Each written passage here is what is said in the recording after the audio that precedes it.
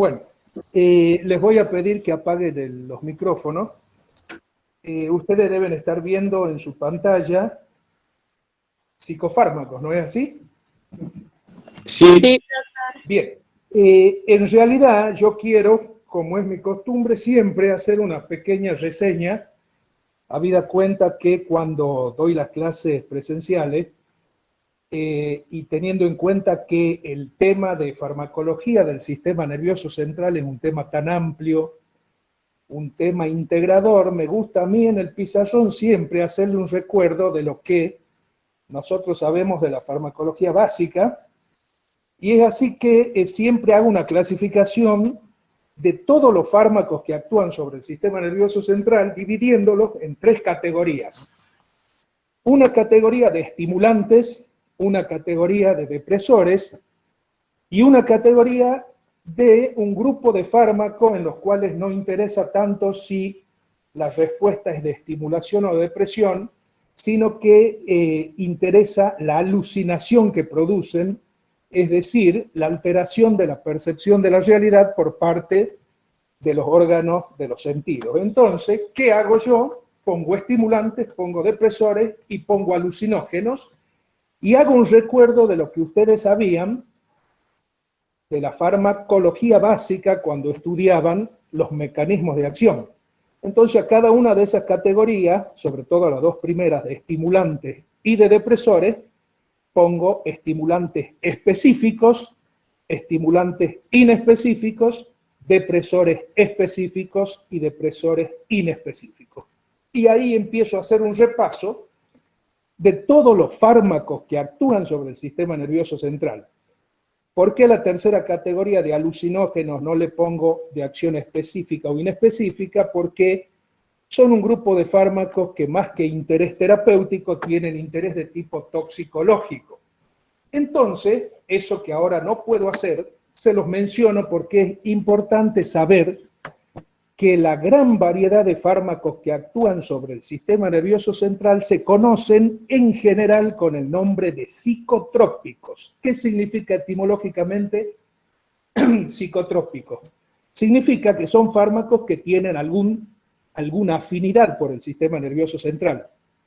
Incluso el término psicotrópico se ha desvirtuado y hoy en día uno escucha que se habla de psicotrópicos para hacer referencia a aquellos fármacos que producen adicción, es decir, drogas de adicción, y se habla de psicotrópicos cuando se habla de la cocaína, por ejemplo, de las anfetaminas, de la morfina, etcétera, etcétera. En realidad, cualquier fármaco que tiene una acción sobre el sistema nervioso central es un psicotrópico. Por ejemplo, las antinas que nosotros tomamos a la mañana con el café, con el té, con el cacao, son estimulantes inespecíficos del sistema nervioso central, es decir, que son psicotrópicos, pero que no son, por ejemplo, psicofármacos, que es lo que vamos a empezar a ver ahora. Entonces, dentro de los fármacos psicotrópicos, es decir, que tienen acción sobre el sistema nervioso central, se les denomina psicofármacos, lo que ustedes están viendo ahora en la pantalla, aquellos que se utilizan en el tratamiento de las enfermedades de la psiquis, ¿no es cierto? Y ya vamos a ver cuáles son. Aparte de los psicofármacos, hay otro grupo muy importante de fármacos que actúan en el sistema nervioso central, al que hoy en día se les llama neurofármacos. ¿Por qué? Porque se utilizan en enfermedades que no son de la psiquis, pero que sí son del sistema nervioso central. Por ejemplo, los fármacos antiepilépticos, por ejemplo, los fármacos antiparkinsonianos, y por ejemplo, los fármacos que se utilizan no tanto en la prevención, sino en evitar de que progresen los trastornos cognitivos, como están tan de moda ahora, los trastornos de tipo Alzheimer. Entonces, esas otras categorías son neurofármacos, es decir, se utilizan para enfermedades neurológicas, y hecha esta introducción, que creo que no va a haber problema que la entiendan, después charlaremos en los foros al respecto, vamos a ver entonces, vamos a comenzar con esto, lo primero que ustedes están viendo, que son los llamados psicofármacos, o sea, fármacos que actuando sobre el sistema nervioso central se utilizan en el tratamiento de las patologías mentales. ¿Mm? Aquí están viendo ustedes una página en donde dice clasificación y están los neurolépticos, los ansiolíticos, los antidepresivos, los psicoestimulantes y los alucinógenos. Antes de empezar a describir los tres primeros, tengo que referirme brevemente, porque no voy a volver mucho sobre esto, a las dos últimas categorías, es decir, a los psicoestimulantes y a los alucinógenos. ¿Por qué no voy a volver mucho? Porque prácticamente no son fármacos que se utilicen en el tratamiento de enfermedades mentales, salvo en algunas situaciones muy puntuales en miscelánea del tratamiento. Por ejemplo, los psicoestimulantes, como son las anfetaminas adrenérgicas, que ustedes ya conocen por la farmacología básica, como son también el metilfenidato, por ejemplo, y el modafinilo, son sustancias que estimulan el sistema nervioso central y que tienen muy poco uso en terapéutica. Prácticamente estos dos últimos que les he mencionado, el modafinilo y el metilfenidato, son sustancias que si uno la analiza químicamente in vitro no son adrenérgicos, pero que ingeridos o administrados al organismo se biotransforman y adquieren capacidad estimulante similar a los adrenérgicos. Y fíjense en que hoy en día prácticamente el único uso que tiene el metilfenidato es paradójicamente en la hiperquinesia de los niños, es decir, los chicos que son muy activos, además todos los niños son activos, pero en los casos de hiperquinesia parece ser, aunque no está debidamente, totalmente comprobado, que el metilfenidato y el modafinilo pueden tener un efecto que sería paradojal. ¿Por qué? Porque al ser estimulante del sistema nervioso central, uno podría pensar que lo van a empeorar a los chicos hiperkinéticos, sin embargo, parece suceder lo contrario. Y los alucinógenos, no voy a detener mucho en esto, porque los alucinógenos tienen interés toxicológico, pero sí hay que tener presente que muchos fármacos de uso frecuente y que aparentemente serían inocuos, pueden tener en algunos pacientes y en dosis por lo general un poco más elevadas de lo correcto, también efectos alucinógenos, como es el caso, por ejemplo, de algunos adrenérgicos. Ustedes saben que el adrenérgico que quizá ustedes más conocen, aparte de la adrenalina, es el salbutamol, que es un broncoestimulante que se utiliza, un broncodilatador que se utiliza en el asma bronquial. En algunas personas, y cuando hay alguna sobredosificación, que no hace falta que sea mucha, puede producir trastornos de alucinaciones.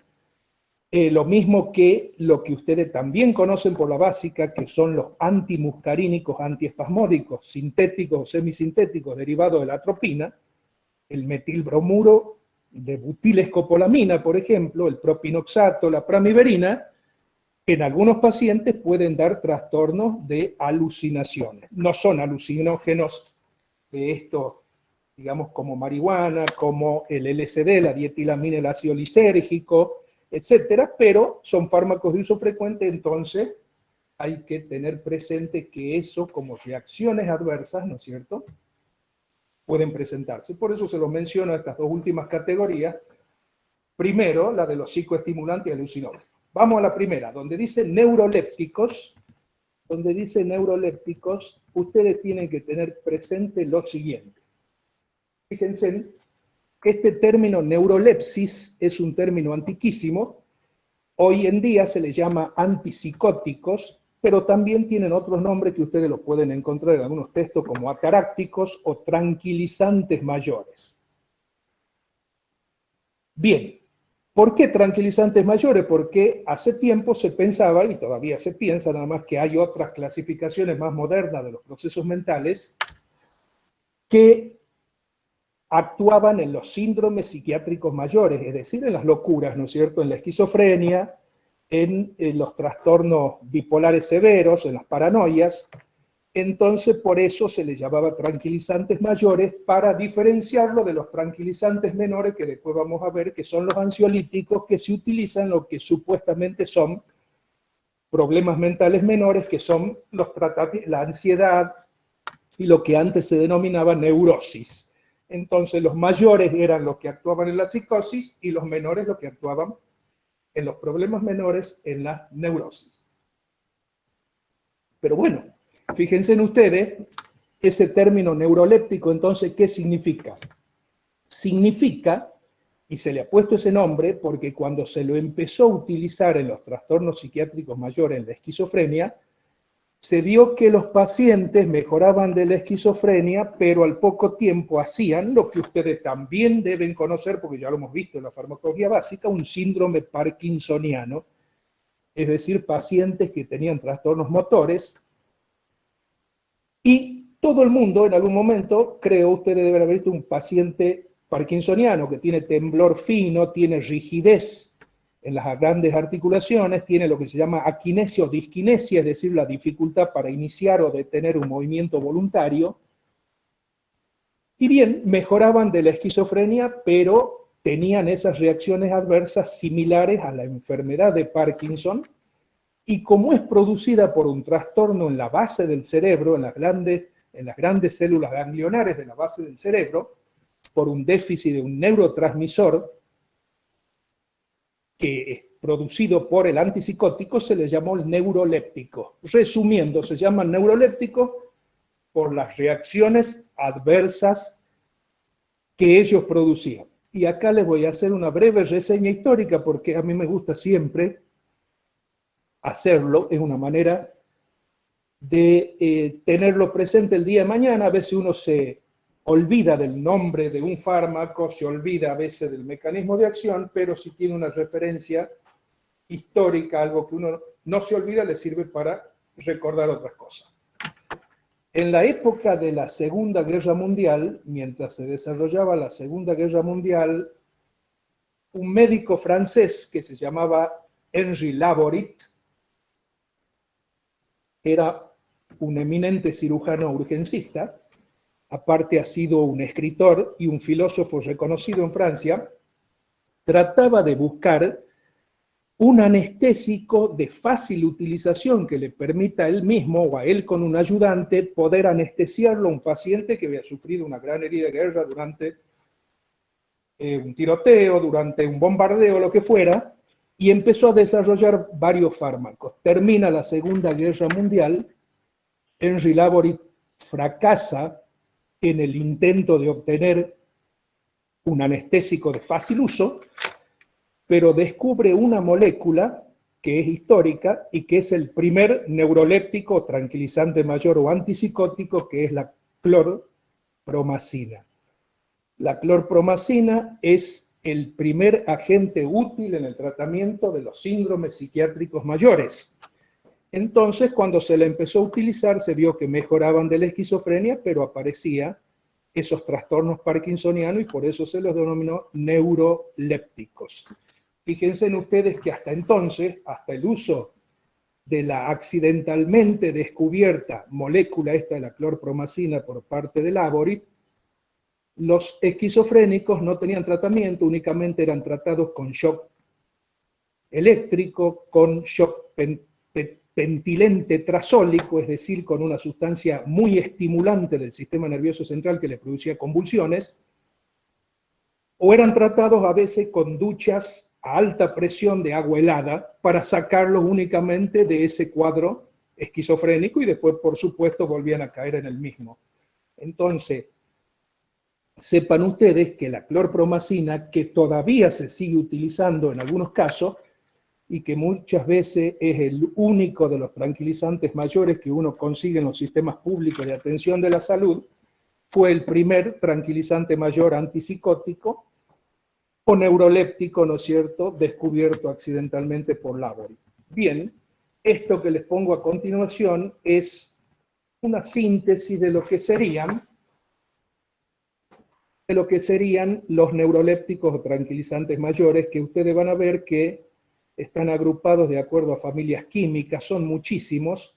Es un tema que para un médico general, con la formación de grado que ustedes tienen que aprender algunas pocas cosas de los neurolépticos. El día de mañana, si son psiquiatras, van a saber muchísimo más, tendrán que saber muchísimo más. hoy la importancia de que ustedes comprendan el mecanismo de acción y conozcan lo más importante. Dentro del primer grupo de los tricíclicos están las fenotiacinas, familia a la cual pertenece la clorpromacina, los tiosantenos, las dibenzodiazepinas. El segundo grupo es el grupo de las butirofenonas. El tercer grupo es las difenilbutilpiperidinas. Un cuarto grupo son los alcaloides de la Rauwolfia serpentina, que era un fármaco que en una época se utilizaba como antihipertensivo también, en los casos de hipertensión arterial. Hoy ya ha sido reemplazado por algunos más eficaces y eficientes. Un quinto grupo de las benzamidas sustituidas, la sulpirida y remoxiprida, y los derivados del bencisoxazol, la risperidona.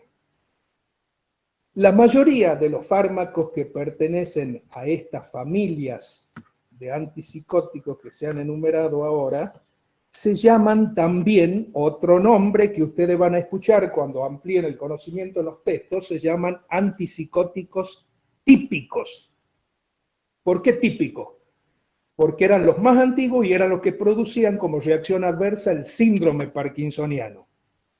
En cambio, los modernos, y acá hay uno de los modernos, después le voy a mencionar el nombre de algunos otros, la risperidona, se llaman atípicos. ¿Por qué? Porque a diferencia de los antiguos, producen menos cuadro parkinsoniano, menos extrapiramidalismo.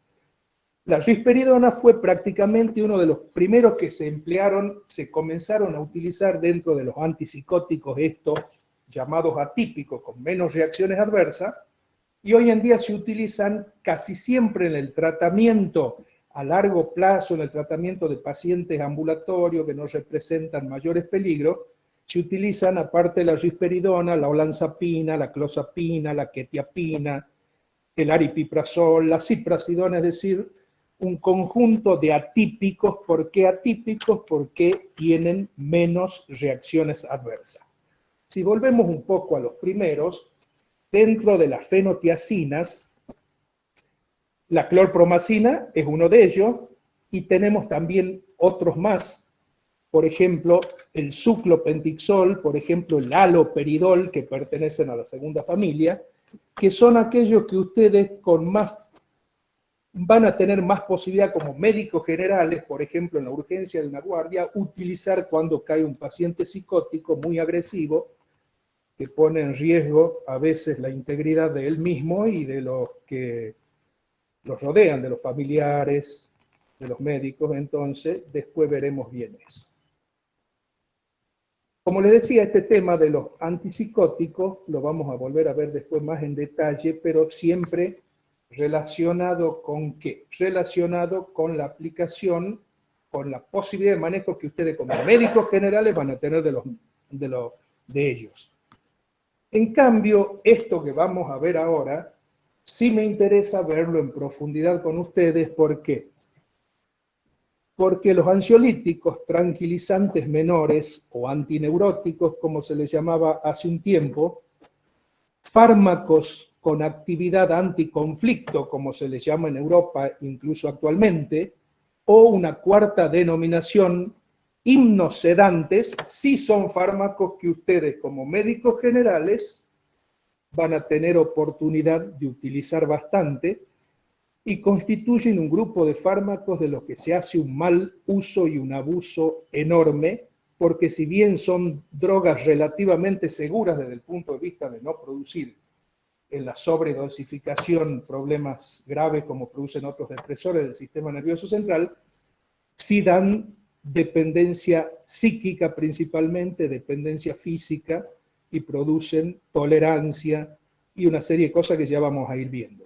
Entonces los ansiolíticos, un médico general tiene que aprender a manejarlo correctamente.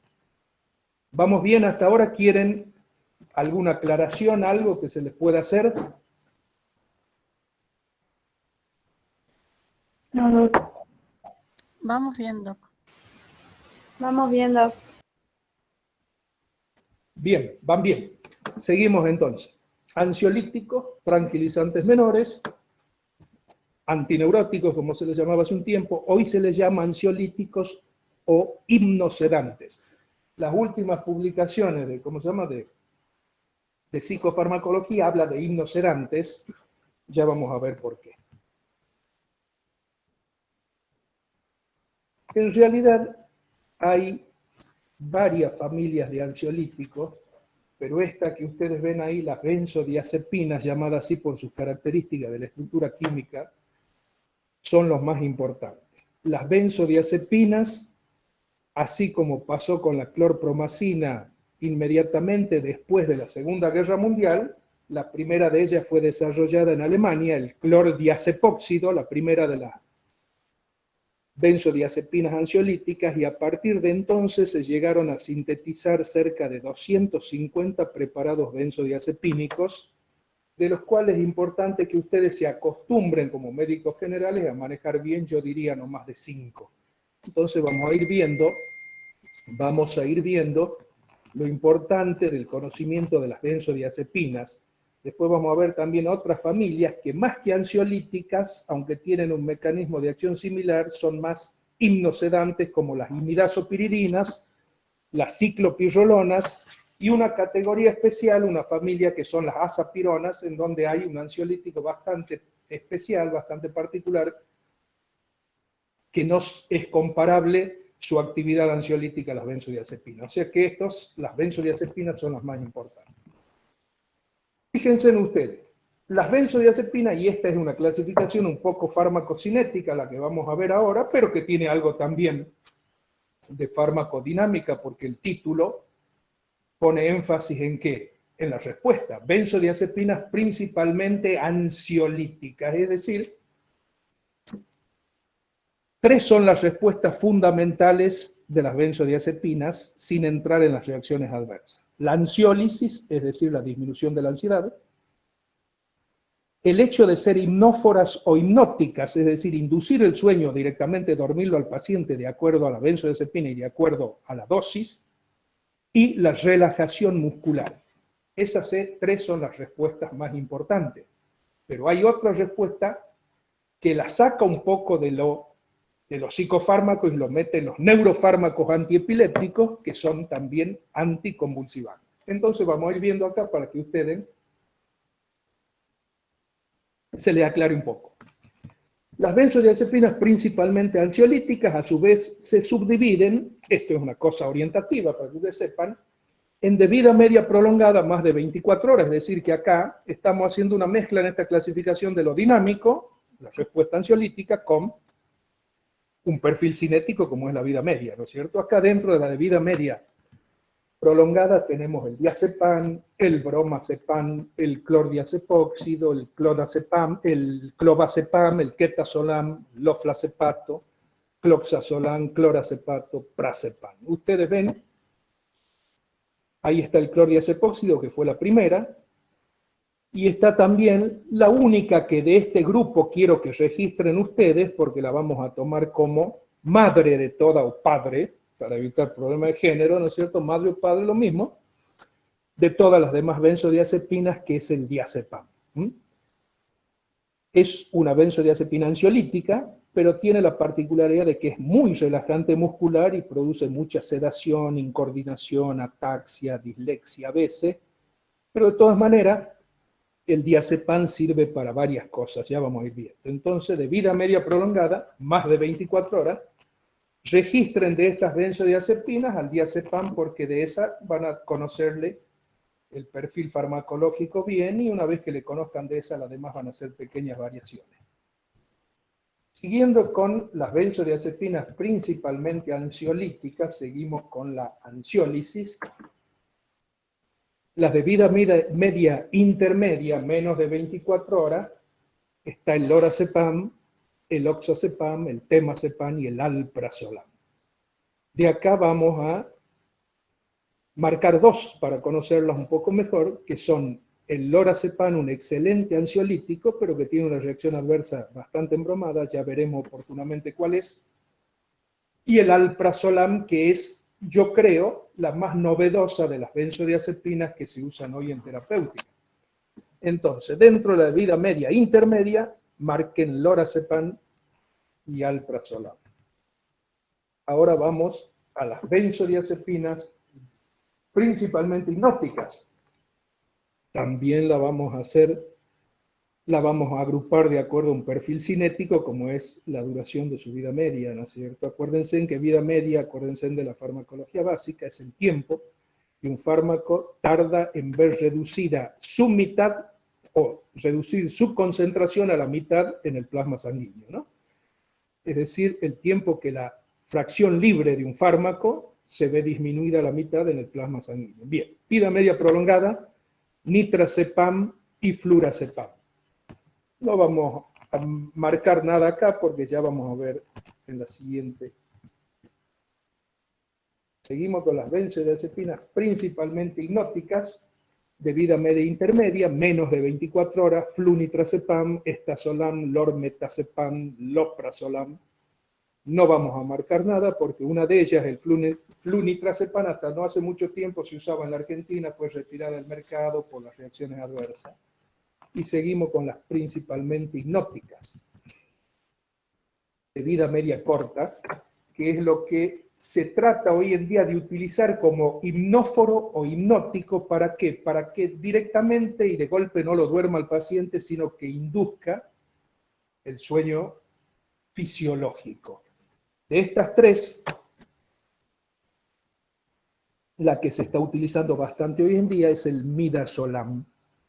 El midazolam tiene la particularidad de que en dosis bajas y administrado por vía oral, ¿no es cierto?, utilizando la vía de administración enteral oral, el midazolam en dosis bajas es un hipnóforo, es decir, que induce el sueño fisiológico, entonces el paciente se duerme, y si no hay un trastorno profundo del sueño, descansa bien y se despierta después de 5 o 6 horas, sin resaca, sin el hangover, ¿no es cierto? Entonces, es de las hipnóticas o hipnóforas la que más se está utilizando.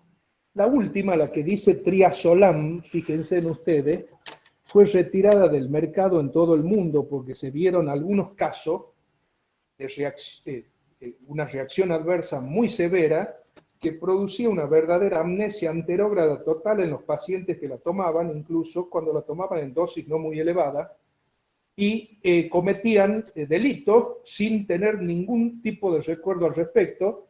Incluso en Estados Unidos se dieron casos de una mujer que había asesinado a su suegro y estaba drogada con triazolam, y se vio que el efecto que tenía negativo sobre la memoria reciente, la memoria anterógrada, era tremendo.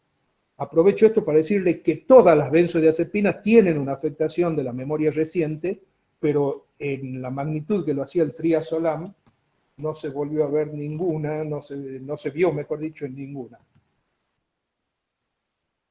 Fíjense en acá, otra clasificación desde el punto de vista de las respuestas que produce, ¿no?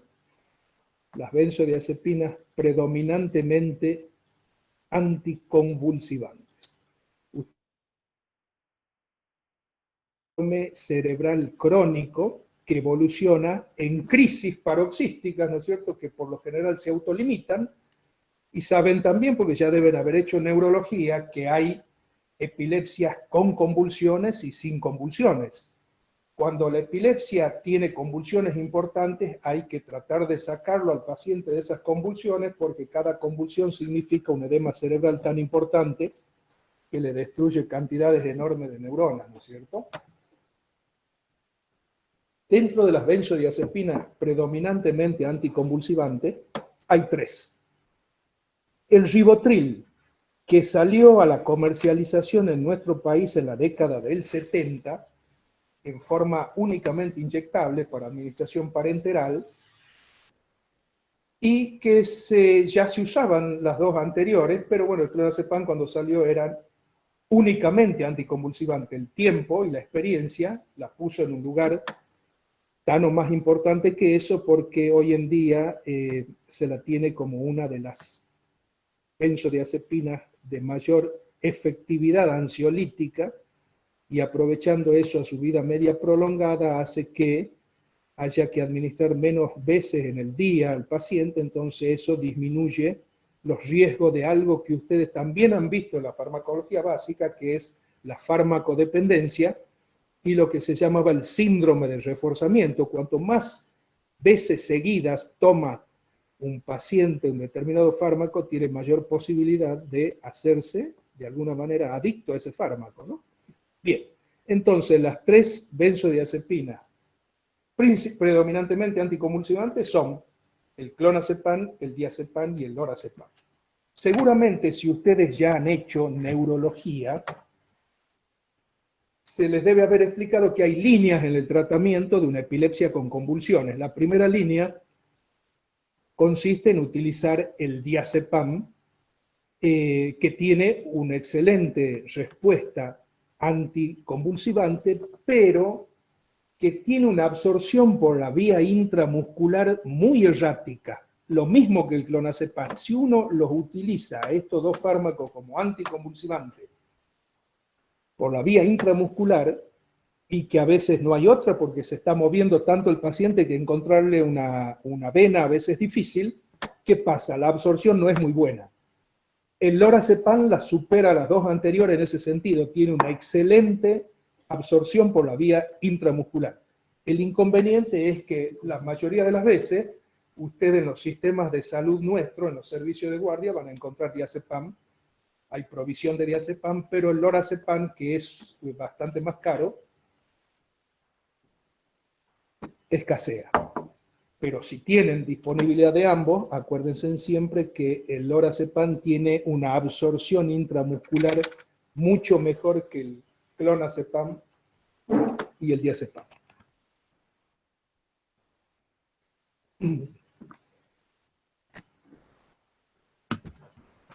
Bien. Bueno, acá hay una serie de agonistas, dice benzodiazepinas especiales y compuestos relacionados. Agonistas benzodiazepínicos 1 selectivos, el zolpidem y la zopiclona. El zolpidem es químicamente una imidazopiridina y la zopiclona es una ciclopirrolona. Ambos tienen, no siendo benzodiazepínicos, un mecanismo de acción similar a las benzodiazepinas porque actúan sobre los receptores benzodiazepínicos 1 u omega 1, que ya vamos a ver bien ahora, que es lo que más me interesa de esta charla a continuación.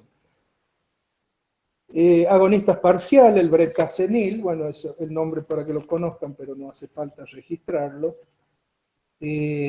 Agonistas inversos, se les llaman, esto en realidad los agonistas parciales y los agonistas inversos tuvieron su papel importante en el desarrollo de nuevas benzodiazepinas, porque a ellos se los utiliza para ver, más que nada en animales de experimentación, qué efectos tienen sobre la ansiedad, sobre la relajación muscular y sobre el sueño. El que sí podría ser que ustedes alguna vez tengan oportunidad de utilizarlo son los antagonistas de las benzodiazepinas.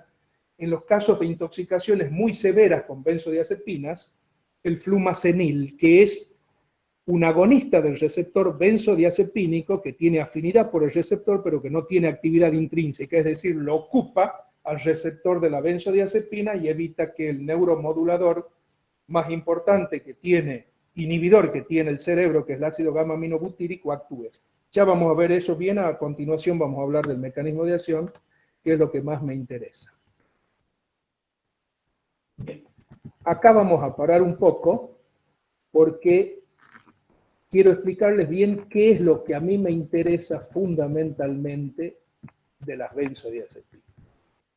Fíjense en ustedes, los que a nosotros nos diferencia como profesionales universitarios, en este caso de una profesión que está relacionada con el arte de curar, y que nos diferencia, digamos, de alguien que a veces, sin ser médico, a lo mejor porque trabaja en una farmacia o lo que fuera, se permite recomendar tal o cual medicamento, es lo que nos diferencia de ellos, le decía, es conocer los mecanismos de acción de los fármacos, la farmacodinámica. Eso es lo más importante para manejar científicamente los fármacos. Los perfiles cinéticos también son importantes, pero a veces si uno no recuerda una dosis, la consulta, pero el mecanismo de acción de los fármacos que ustedes el día de mañana se acostumbren a manejar tiene que conocerlo bien. Vamos a ver entonces las benzodiazepinas. ¿Qué hacen las benzodiazepinas? Las benzodiazepinas actúan sobre un complejo, un receptor macromolecular de membrana, que ustedes ya han escuchado hablar de ellos cuando en la farmacodinamia estudiaban los receptores. ¿Se acuerdan los receptores tipo 1, tipo 2, tipo 3 y tipo 4? Los receptores tipo 1 eran receptores de membrana que estaban ligados a un canal, ¿no es cierto?, iónico. Estaban ligados a un ionóforo. Entonces, en el sistema nervioso central, vamos a hablar del cerebro, existen neuronas en cuya membrana existen los receptores del principal neuromodulador inhibidor que hay en el cerebro, que es el ácido gamma-aminobutírico. Acuérdense de eso, el ácido gamma-aminobutírico es el principal neuromodulador inhibidor que hay en el cerebro, como el ácido aspartico y el ácido glutámico son los neuromoduladores estimulantes. Pero vamos a lo que les decía del ácido gamma-aminobutírico.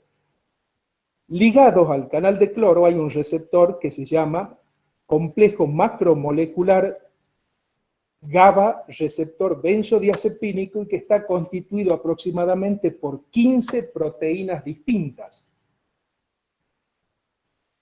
Algunas de estas proteínas son el receptor específico del ácido gamma-aminobutírico. Y estrechamente ligadas con esas, hay 4 o 5 otras proteínas que son el receptor específico de las benzodiazepinas. Entonces, cuando a un paciente se le administra benzodiazepina y este ligando exógeno, la benzodiazepina, llega e interactúa con las proteínas que forman parte del complejo macromolecular GABA benzodiazepínico, hace que la acción del ácido gamma-aminobutírico se amplifique. ¿Qué significa esto? Significa que la acción normal que tiene el ácido gamma-aminobutírico, que es la de abrir el canal de cloro y permitir que entre cloro al interior de las neuronas, se optimiza.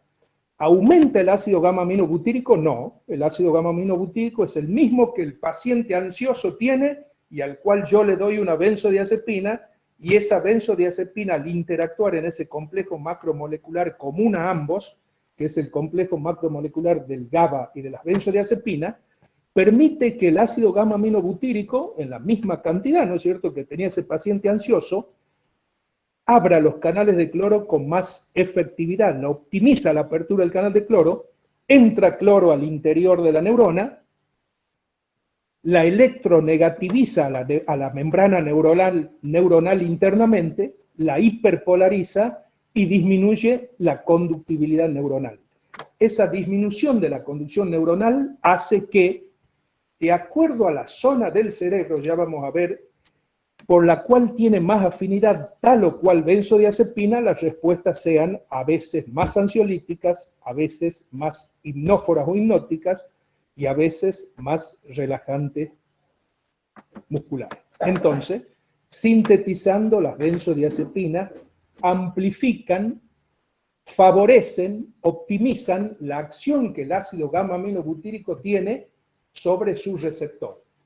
Acuérdense también por la farmacología básica que los receptores de tipo 1 ligados a canales de cloro tienen o producen una respuesta a nivel celular, me refiero en milisegundos, acuérdense de eso.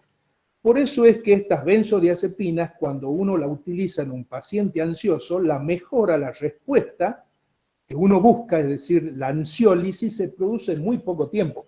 No, por supuesto, en milisegundos se producen los cambios a nivel de las neuronas, pero la respuesta clínica se produce a veces en poco tiempo y a veces en un paciente muy ansioso, luego de una dosis adecuada de benzodiazepina, al cabo de media hora o al cabo de una hora y a veces un poco antes, el paciente es otra persona.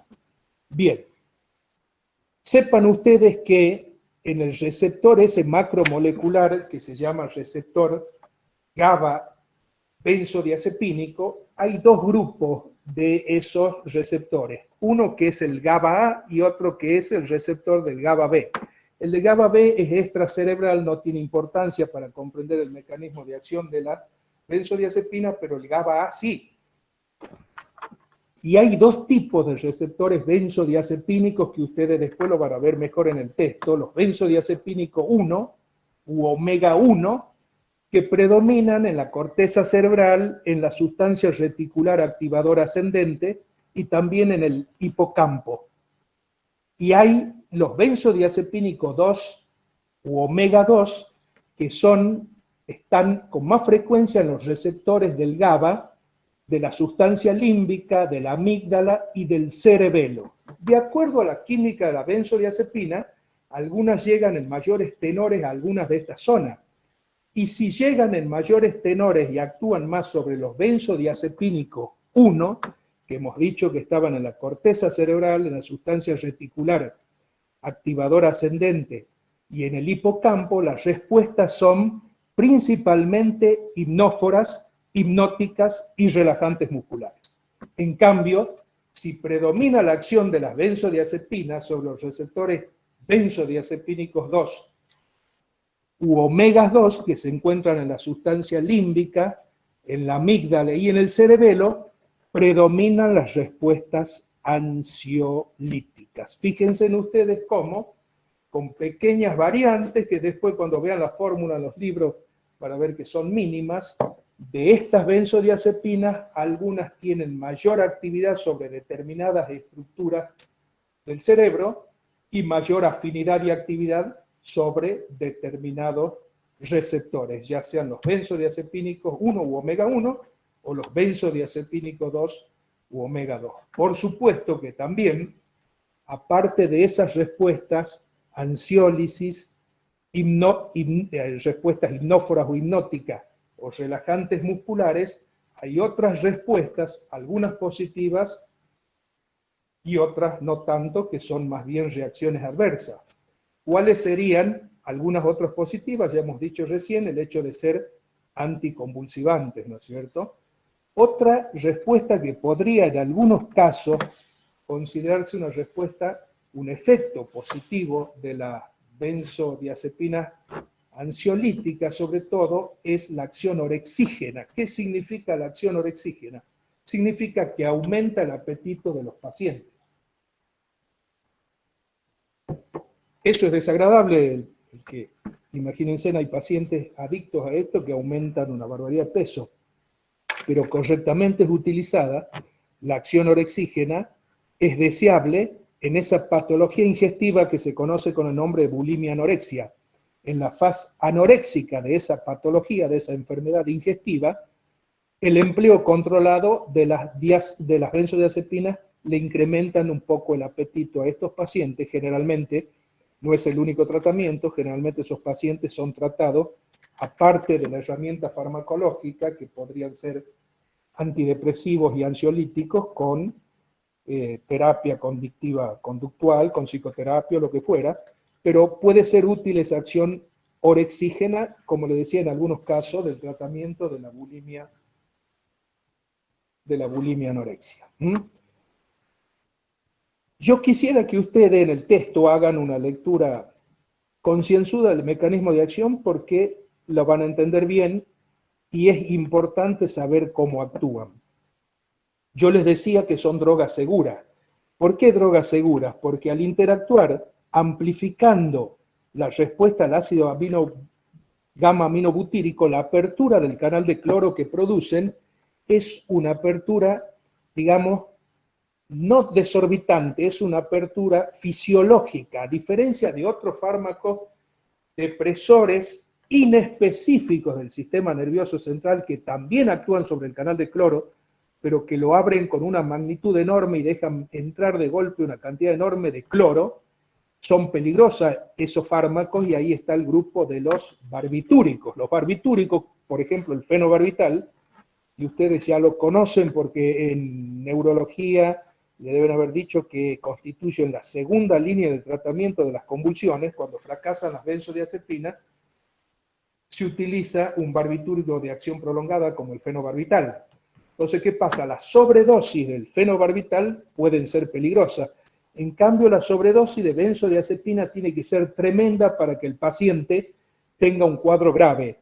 En cambio, los barbitúricos no. Los barbitúricos, de acuerdo a la dosis, siguen lo que se llama la ley de la parálisis descendente de Jackson, es decir, que deprimen, de acuerdo a la dosis, desde la corteza cerebral hasta abajo, pudiendo actuar sobre los centros bulboprotuberanciales cuando las dosis son excesivas y producir una parálisis respiratoria y trastornos cardiovasculares serios.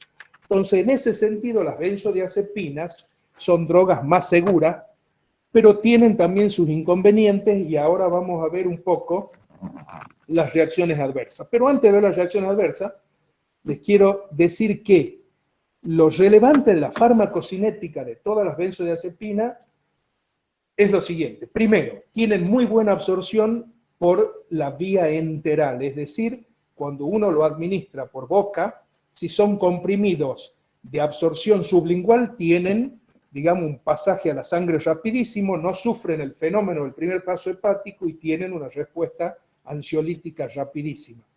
En el intestino se absorben perfectamente bien.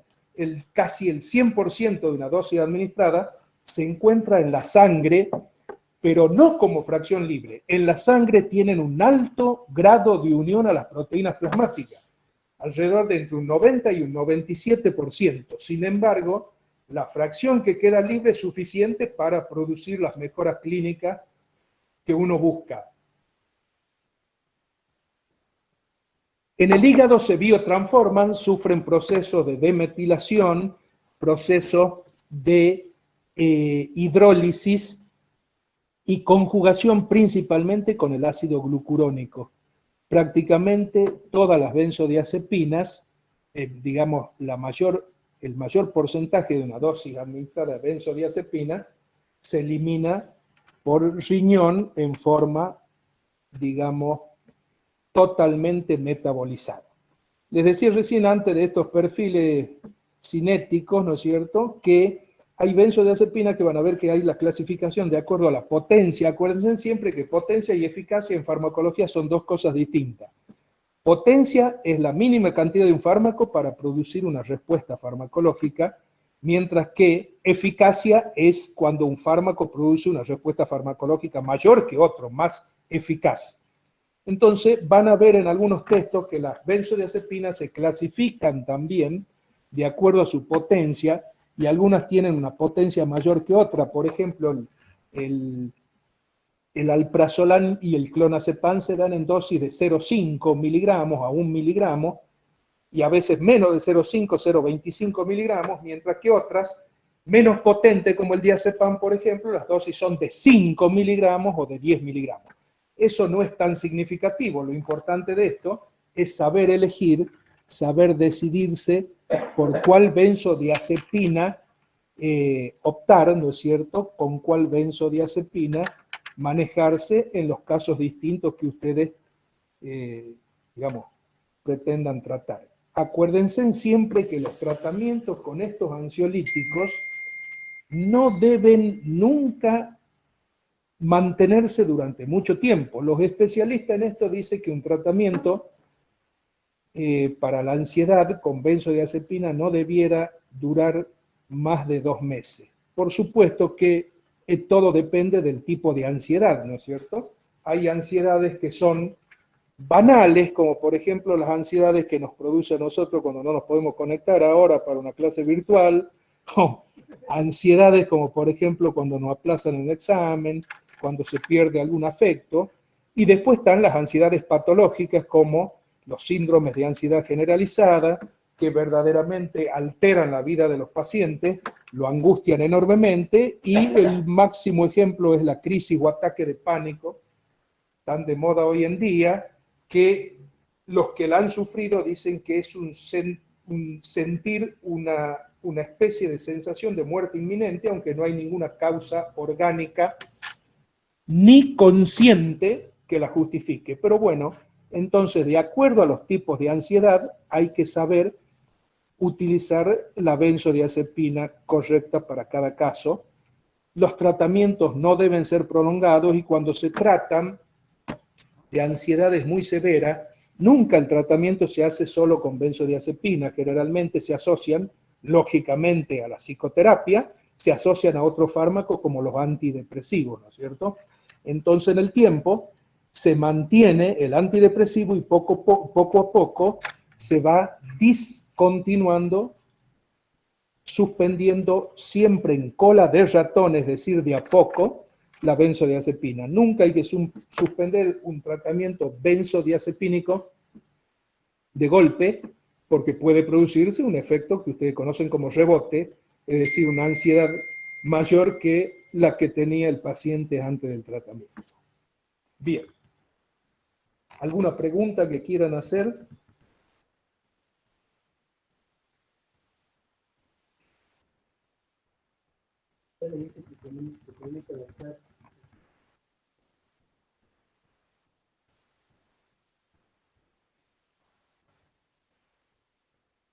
¿Comunicando o no?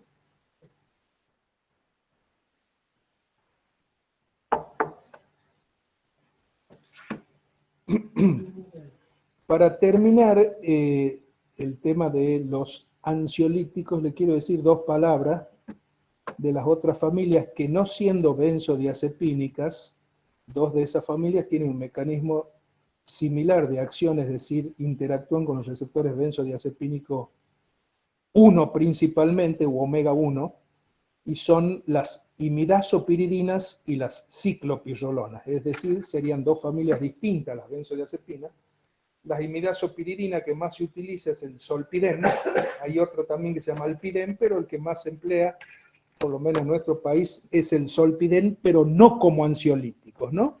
Al tener mayor afinidad y actividad sobre los receptores benzodiazepínico 1 u omega 1, son más hipnóforos o hipnóticos. Lo mismo la ciclopirrolona, que se llama sopiclona, tiene un mecanismo de acción similar y se utiliza sobre los benzodiazepínicos 1 u omega 1 y se utilizan también como hipnóforos o hipnóticos. La diferencia entre las imidazopiridinas y las ciclopirrolonas es la vida media de cada una. Las imidazopiridinas suelen tener una vida media un poco más prolongada que la ciclopirrolona. Y les decía al principio que también hay una familia de ansiolíticos, pero muy particular, que casi nunca se lo utiliza como monodroga en el tratamiento, cuyo manejo lo hacen los especialistas, y que son las azapironas. Hay una droga, una sola droga prácticamente, de las azapironas, que se llama buspirona, que no tiene nada que ver con los receptores benzodiazepínicos, ni 1 ni 2, en cuanto a su mecanismo de acción, sino que parece ser un agonista de la 5-hidroxitriptamina sub 1A, es decir, de la serotonina, ¿no es cierto?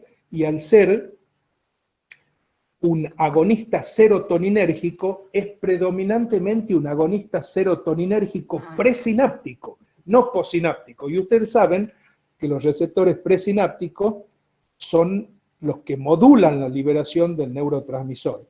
Entonces, podría decirse que al menos en un primer momento, las azapironas son, digamos, agonistas presinápticos de los receptores serotoninérgicos. No tienen, ni por casualidad, la eficacia ansiolítica que tienen las benzodiazepinas, pero tienen una ventaja con respecto a las benzodiazepinas, que inducen mucha menos tolerancia y casi no producen dependencia ni psíquica ni física. Entonces eso permite utilizarlo como parte de un tratamiento. Casi nunca se los utiliza solo, sino generalmente con antidepresivos. Eso permite a veces utilizarlo mucho más tiempo que las benzodiazepinas. De todas maneras, es un ansiolítico que ustedes, si no son especialistas el día de mañana, bajo ningún punto de vista van a utilizar.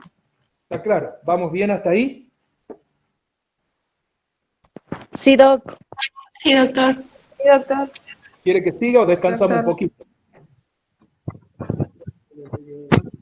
Bueno, acá tienen, viendo No, el título de digamos. antidepresivos, ¿no es cierto? Seguimos, sí, seguimos un poco más. Los antidepresivos. En realidad, si ustedes no son el día de mañana psiquiatras, Los antidepresivos son fármacos que a lo mejor no lo utilicen mucho, pero sí es importante, a mí me gusta hablar un poco de ellos y sobre todo de la farmacodinamia, porque son un poco lo contrario a las benzodiazepinas en el sentido de la latencia. Acuérdense que uno habla de latencia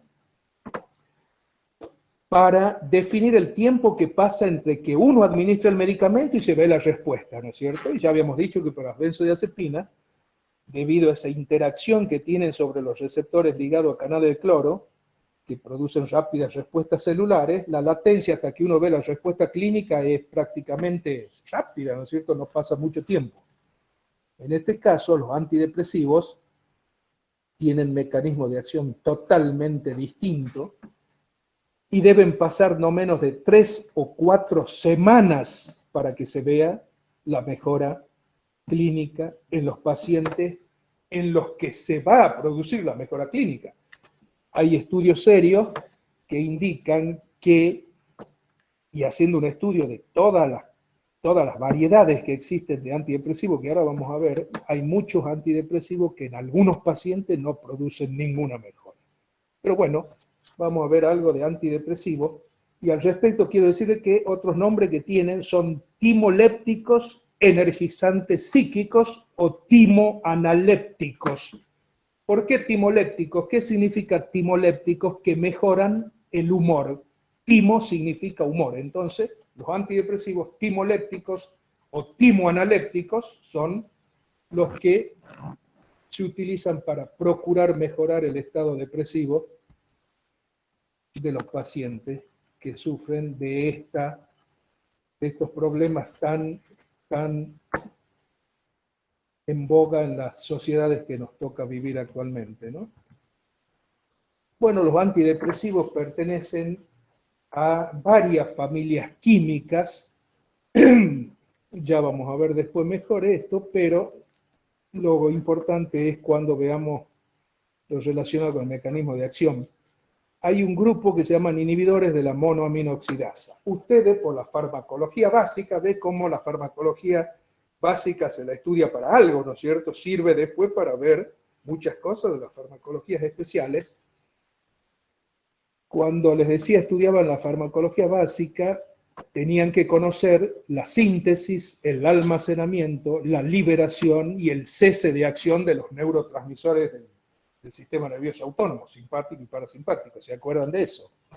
Entonces, cuando veíamos el neurotransmisor del simpático, decíamos que a nivel ganglionar era la acetilcolina, pero a nivel postganglionar, a nivel efector, era la noradrenalina, ¿no es cierto? ¿Quiénes producen la degradación, la metabolización del neurotransmisor adrenérgico, la noradrenalina? Acuérdense ustedes que había dos sistemas, el sistema de la COM y el sistema de la MAO. El sistema de la catecol-ortometiltransferasa, que lo degradaba dentro de la neurona adrenérgica una vez que eran recaptados, y el sistema de la MAO, de la monoaminoxidasa, que lo degradaba ya en la hendidura sináptica, es decir, cuando el neurotransmisor ya había sido liberado en la zona efectora. Bueno, hay algunos antidepresivos que tienen este mecanismo de acción. Entonces, inhiben la degradación del neurotransmisor adrenérgico.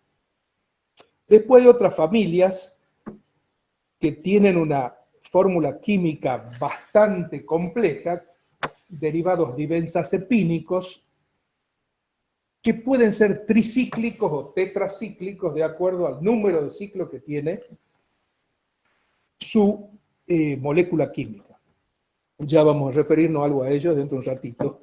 Después tenemos los inhibidores selectivos de la recaptación de serotonina.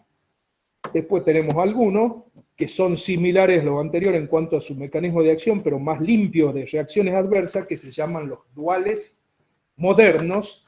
Y después tenemos las sales de litio, que en realidad las sales de litio, más que antidepresivos, son anticiclantes, es decir, una serie de fármacos como la carbamazepina, la oxcarbazepina y las sales de litio, que se utilizan para evitar la alternancia de las crisis maníacas y depresivas en los que tienen problemas bipolares serios. Entonces, ¿qué hace las sales de litio? Las sales de litio correctamente utilizadas impiden que el paciente salte de estados de depresión a estados de exaltación o manía.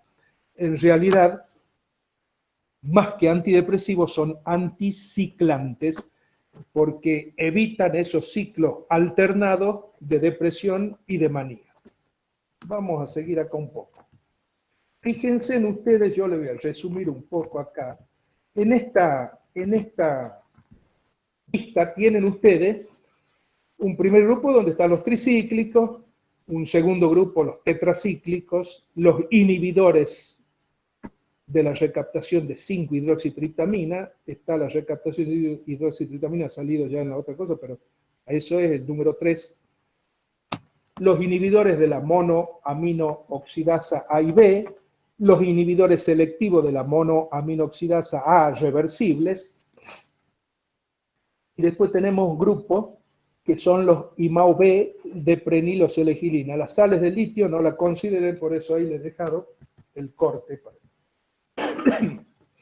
En la segunda columna,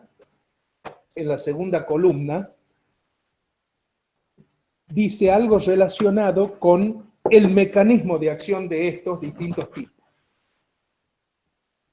Fíjense en ustedes, los tricíclicos, la imipramina, por ejemplo, uno de los tricíclicos, inhibe la recaptación de noradrenalina y de 5-hidroxitriptamina o serotonina. La otra columna, acción colinérgica, está en relación con reacciones adversas, es decir, produce efecto anticolinérgico que a veces son muy indeseables en algunos pacientes. Y la otra columna, sería la cuarta columna, les pone una cruz más o menos, de acuerdo sea más o menos, ¿no es cierto?, más, mayor número de cruces, la acción sedativa central que tiene, que en algunos casos de depresión es deseable y en algunos casos no. Cuando es una depresión de pacientes exaltados, ¿no es cierto?, con mucha exaltación, es deseable que tengan una acción sedativa, pero cuando son pacientes depresivos que están muy achatados psíquicamente, no conviene esto. Pero bueno, entonces, las dos últimas columnas están en relación, en todo caso, con reacciones adversas, ¿no es cierto? Bien, decíamos que la imipramina inhibe la recaptación de noradrenalina y de 5-hidroxitriptamina, la monoclorimipramina, lo mismo. La desipramina únicamente inhibe la recaptación de noradrenalina, la trimipramina noradrenalina, la amitriptilina noradrenalina y 5-hidroxitriptamina, la nortriptilina es un inhibidor potente de la noradrenalina y débil de la 5-hidroxitriptamina y así. Eso.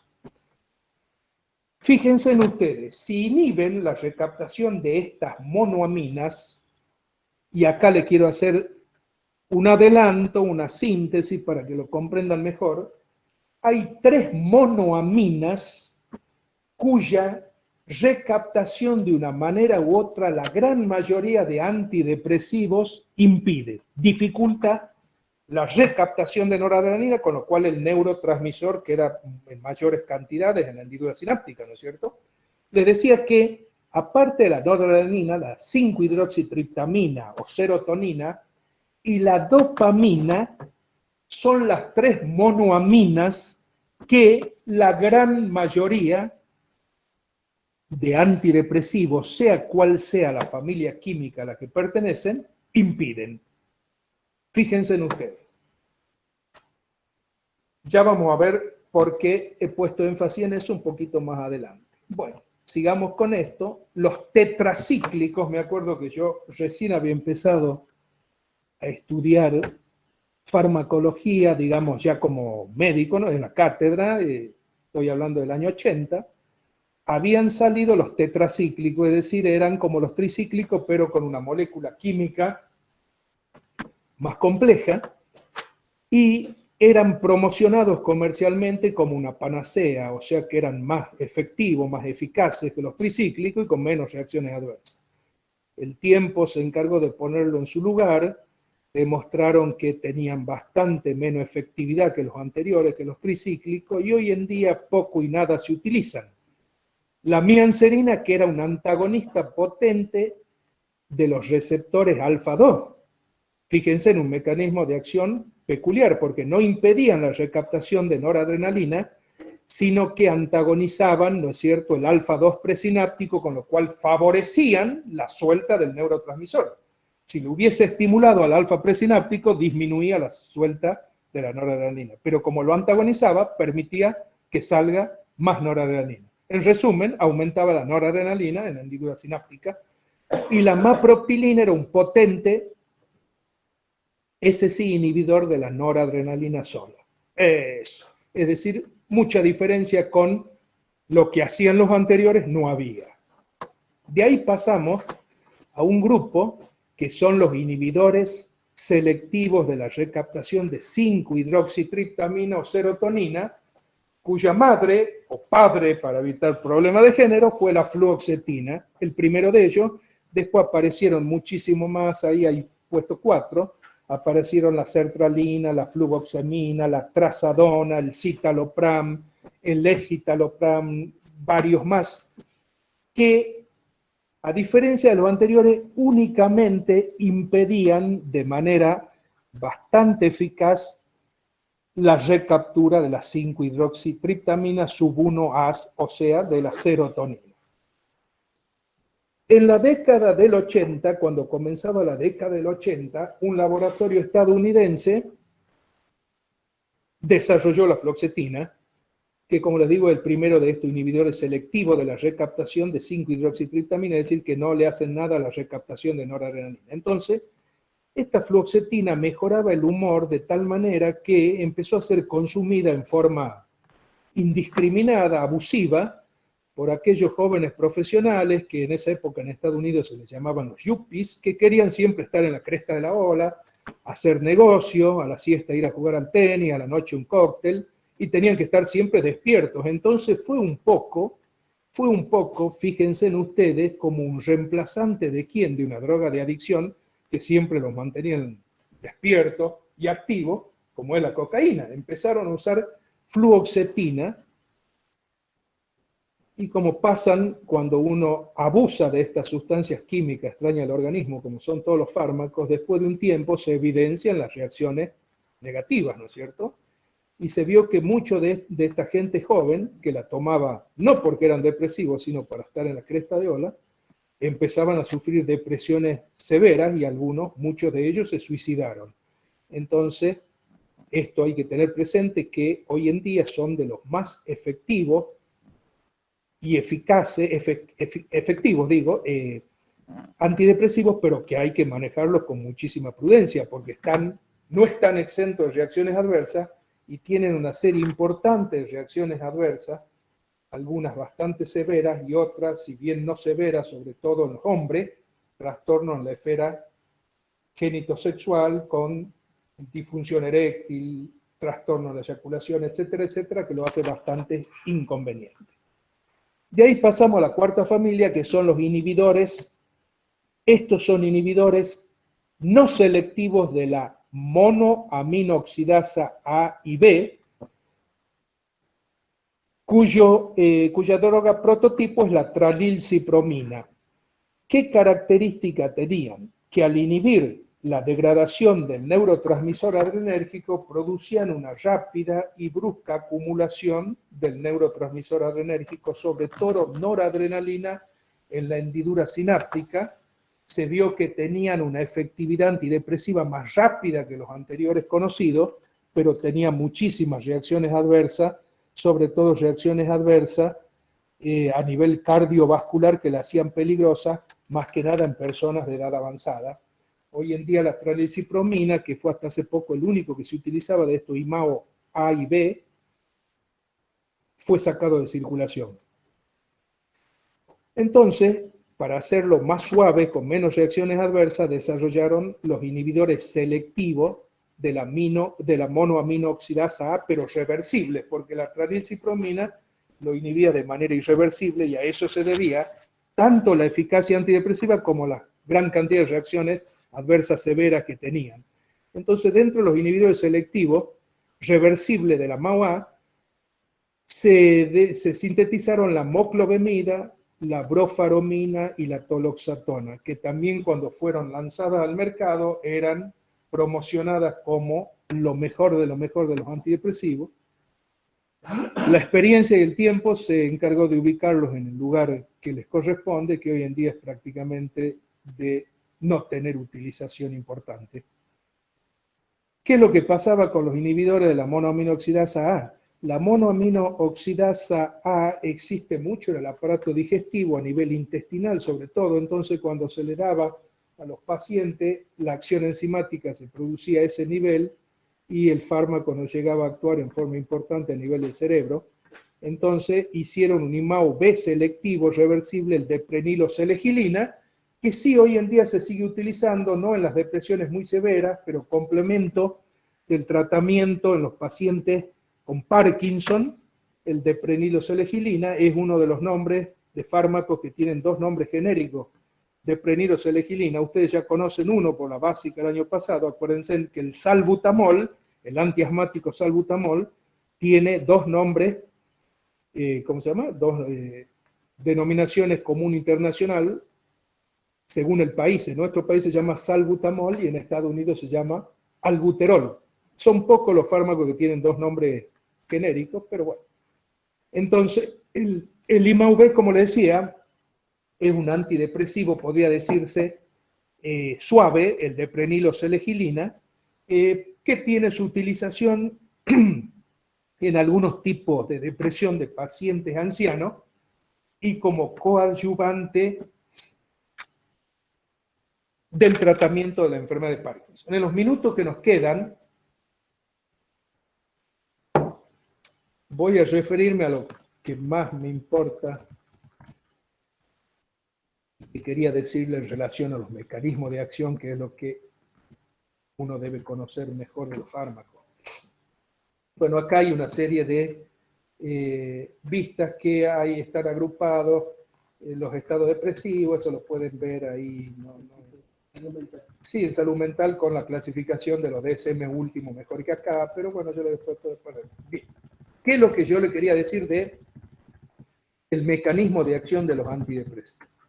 Si ustedes hacen una síntesis de lo que hemos visto, todos los antidepresivos optimizan o aumentan inicialmente el neurotransmisor adrenérgico, la noradrenalina, sola o junto a la 5-hidroxitriptamina, la hendidura sináptica, y algunos también a la dopamina. Entonces, ¿qué es lo que sucede? Cuando hay mucho neurotransmisor, cualquiera sea la hendidura sináptica, esto actúa en el mecanismo de retroalimentación, es decir, estimulan el receptor presináptico que disminuye la liberación del neurotransmisor. Entonces, no pasa nada. Los primeros días que se da el tratamiento, no hay ninguna mejora clínica evidente. Pero el tratamiento no debe ser suspendido. Hemos dicho que los tratamientos con antidepresivos, cuando uno decide implementarlo, nunca deben durar menos de 6 meses, y a veces 1 año, a veces 2 años, y a veces cuando las depresiones son severas, toda la vida. Pero ¿por qué demora, a diferencia de las benzodiazepinas, en producirse la respuesta? ¿Por qué la latencia esta en ver lo positivo de la acción de los antidepresivos demora mucho? Porque al principio hemos dicho, al estimular el receptor presináptico disminuye la cantidad de neurotransmisores, es decir, como si no pasase nada. Pero uno sigue dándolo al fármaco y al cabo de unos días ese aumento predomina sobre los receptores presinápticos y hay una suerte de desensibilización o de downregulation de los receptores presinápticos. Entonces es como si poco a poco va desapareciendo la capacidad de controlar la liberación del neurotransmisor. Cuando eso sucede, cuando hay una desensibilización de los receptores presinápticos, ahí sí se produce verdaderamente un incremento mayor del neurotransmisor en la hendidura sináptica, que sería lo responsable de la mejora clínica del paciente. Bien, entonces ustedes ven cómo se necesita un tiempo. La respuesta es tiempo dependiente en, digamos, en el manejo, en el tratamiento con los antidepresivos. Más aún, todo esto que yo le he explicado de la desensibilización o downregulation de los receptores presinápticos, parece ser que así sean inhibidores de la recaptación de noradrenalina y serotonina sola, lo que mejora el humor de estos pacientes depresivos es la restauración o normalización de la conducción serotoninérgica. Están de acuerdo en que lo que se recupera, lo que vuelve a funcionar como debiera funcionar, es la conducción serotoninérgica más que la noradrenérgica. Bien, yo quisiera decirle que vean un poco, hagan un estudio de esto en un texto, cualquier texto actualizado de farmacología. Un día vean los ansiolíticos, otro día vean los antidepresivos, y nosotros vamos a continuar con esta charla del sistema nervioso porque es bastante amplia el día 2 de julio. El día 2 de julio, el próximo jueves, y que yo creo que ya va a ser la última, sí, reunión así teórica, la última charla antes del receso, vamos a completar esto con el uso de los antipsicóticos en la emergencia y con los neurofármacos, es decir, los antiepilépticos, los antiparkinsonianos, y vamos a decir algo también de los nootrópicos que se utilizan en el Alzheimer. Bueno, muchas gracias por la atención, y si quieren preguntar algo, por favor háganlo. Hola, hola, ¿me escuchan? Hola, Sí, sí se escucha. Sí, doctor. ¿me escuchan? Hola, hola. Sí se escucha. Sí se escucha, profesor. Sí se escucha.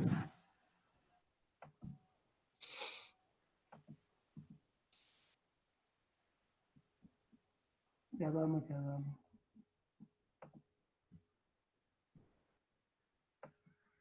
Hola, hola. Sí, hola. Bueno, Hola, sí se escucha. ¿hay alguna pregunta que quieran hacer? Buenas tardes, yo soy el doctor Germán. Buenas tardes. Bueno, cualquier cosita, nosotros la semana que viene estamos inaugurando un foro para que ustedes suban ahí las preguntas que quieran elaborar.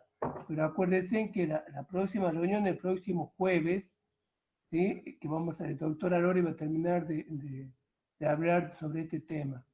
Así que es importante que participen y que todos se conecten. ¿Sí?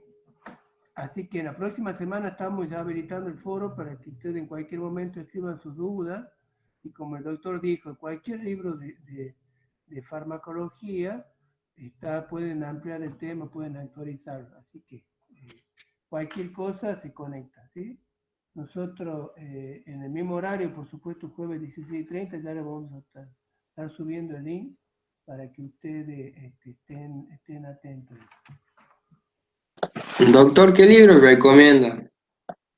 Y mira, tenemos el Goodman, el Flores, el Velázquez, está bastante lindo. Cualquier libro actualizado. Tiene que estar actualizado, nada más. Lo